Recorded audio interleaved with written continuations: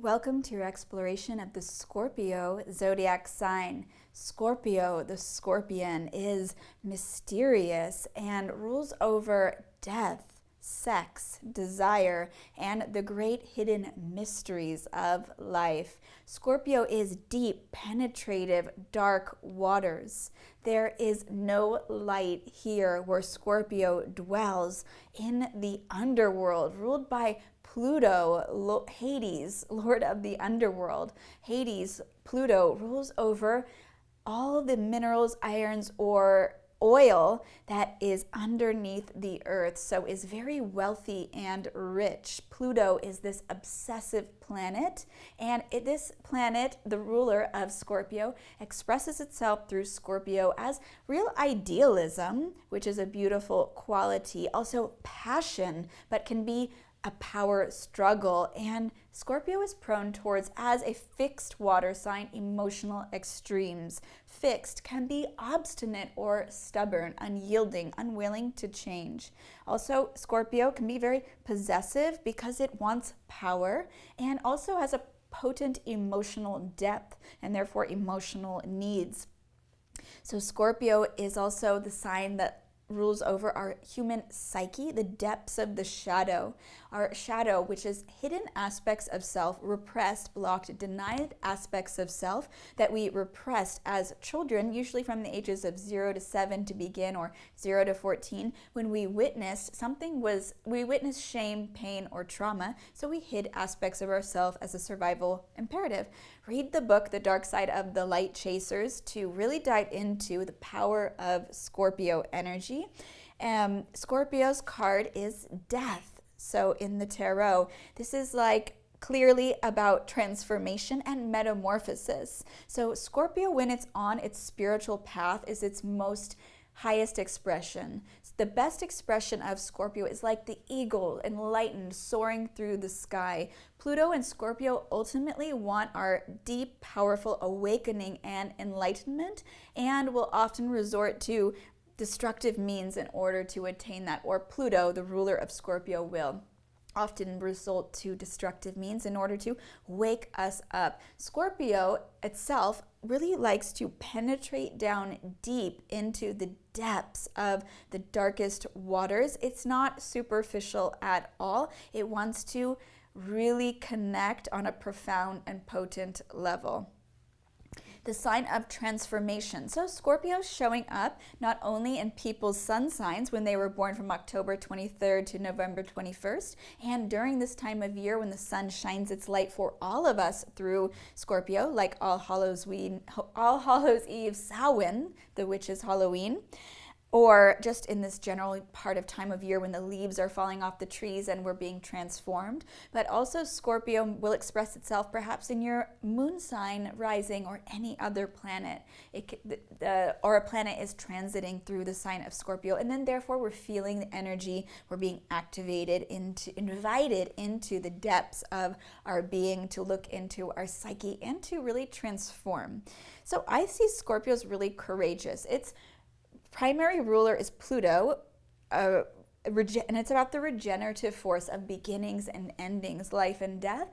But its original ruler, before Pluto was discovered, is Mars, warrior Mars, desirous Mars. And indeed, Scorpio says, I desire. That is the main driving force of Scorpio, is desire.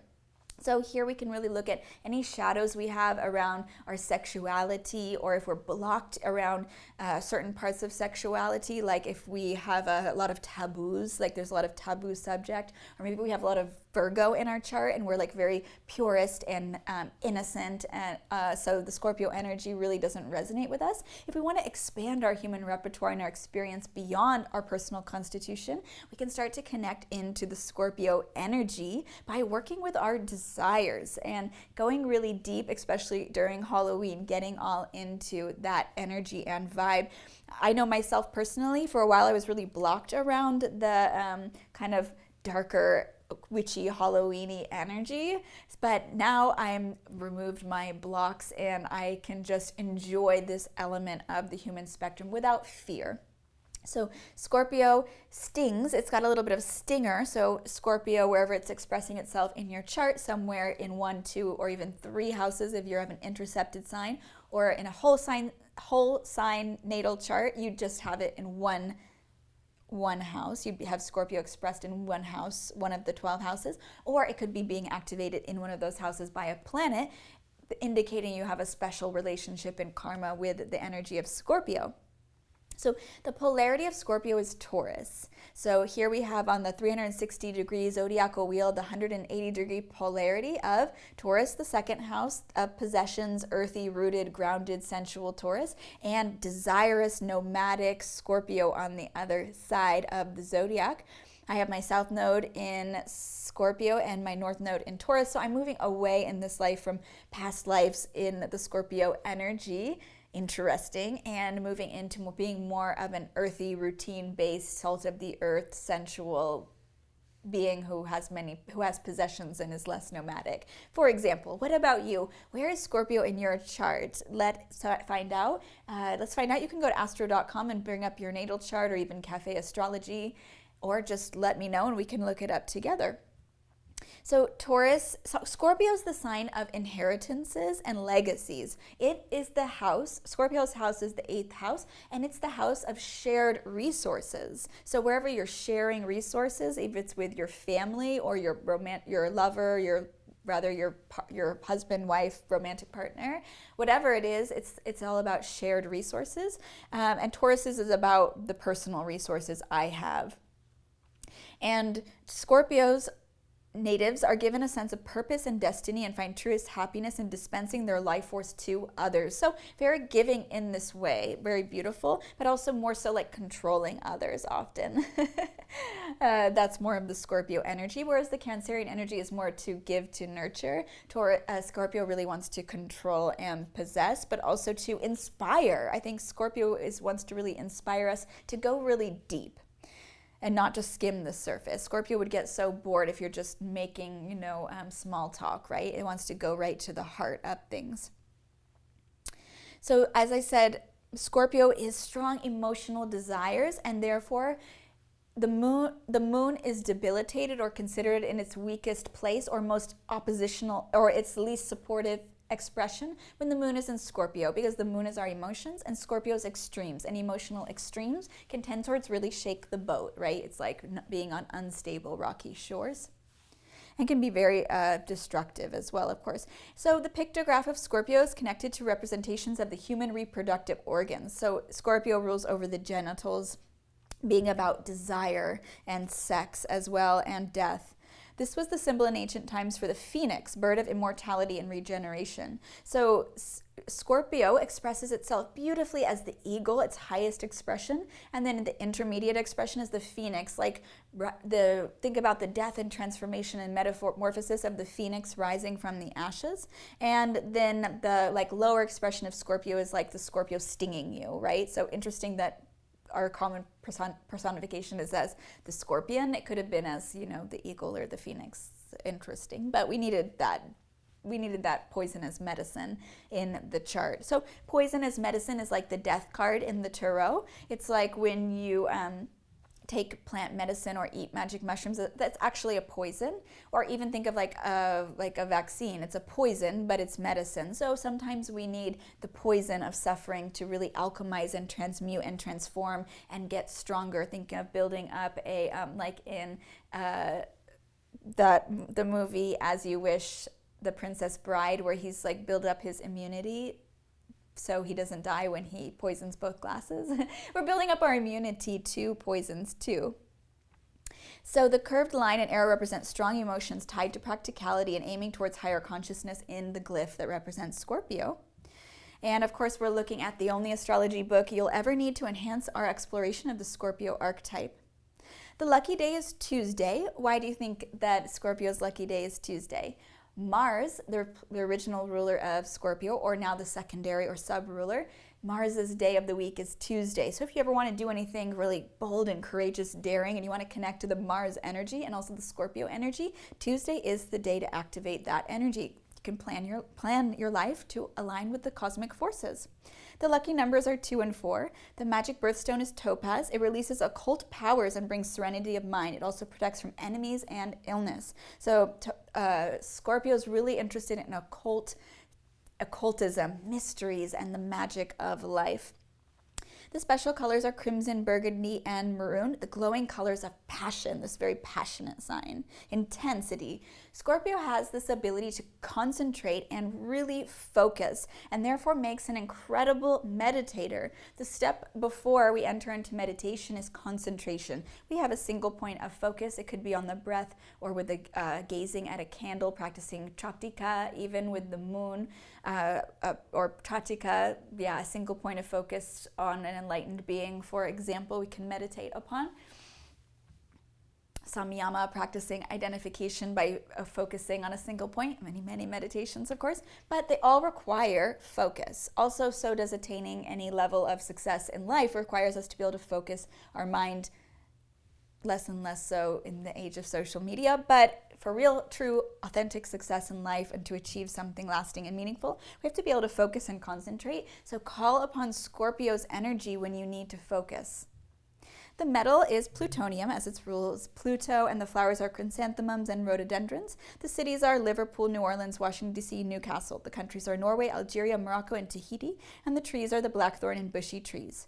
Scorpio people, we'll say Scorpio energy, evokes anger in others by their secretiveness and jealousy. So a very secretive sign. Wants to hide, I think, too, a lot in the shadows. It doesn't want to really come forward and shine its light like Leo. It wants to control and manipulate from the shadows and the darkness, staying hidden. Their sharp stinging tempers can also enrage others to the points of violence. So if you've ever been on the receiving end, or you have been on the end of that toxic sting, you know what this is like. Beautiful. It's animals. It rules over insects and crustaceans. So finally, let's just see if there's anything else we want to pull from here. Scorpios, they're saying it's extreme, so it encompasses the best and worst of human nature. So the highest of enlightened states of being, the ability to focus, concentrate, succeed, intensity, and also like this intensity on the other side can even be like so manipulating and getting lost in the shadows and being destructive. This Scorpio is very magnetic, emotional, and capable of exerting tremendous force, but the strength is hidden in the depths. And Scorpio's finest attributes and worst are revealed in relationships. Relationships are usually complicated. Clever with money, conservative about spending it, you have an excellent chance to amass wealth wherever you have Scorpio expressing itself in your chart, or depending on how Scorpio expresses itself in your chart. Here, it's being personified through the sun sign. In business, you tend to accomplish things first and announce them second. By the time an opponent is aware of your progress, it is a fait accompli. Your nature makes you subject to obsessive drives that can be resistant to reason.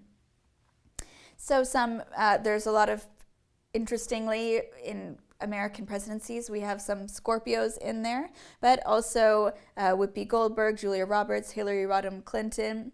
Anyone else really interesting in here? Goldie Hawn, Grace Kelly, Martin Luther, Charles, Prince of Wales, all Scorpios, Marie Antoinette. Interesting.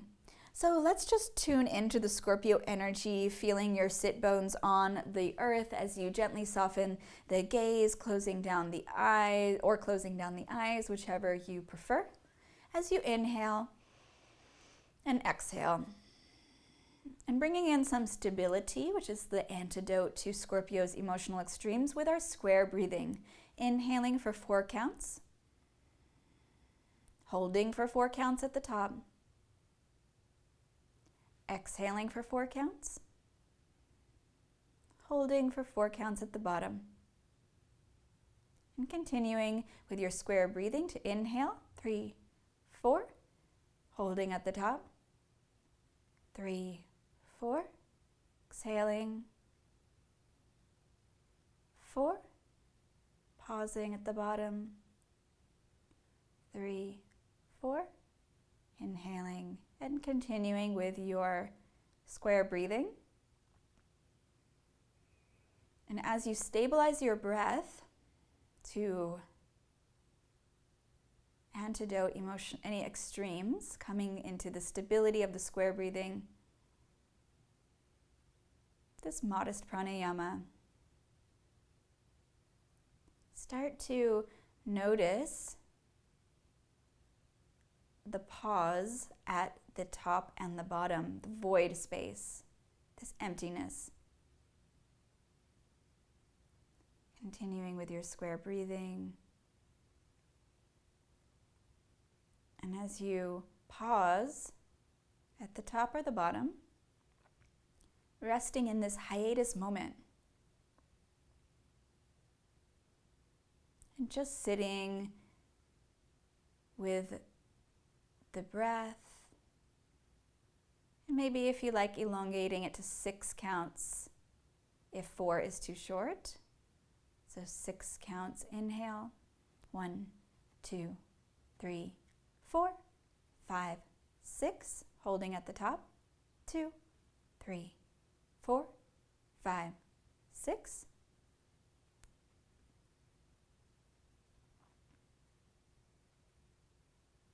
And continuing, counting your breath. And as you move through this square breathing, see if you can observe the inhale and the exhale by tracing the breath with your awareness. Observing the breath, and see if you can follow the breath like a shadow. And continuing in the pauses to expand and rest into the vast emptiness of the void. And you can continue this breathing practice for as long as you like. Gently opening the eyes whenever you're complete in your own time. Namaste.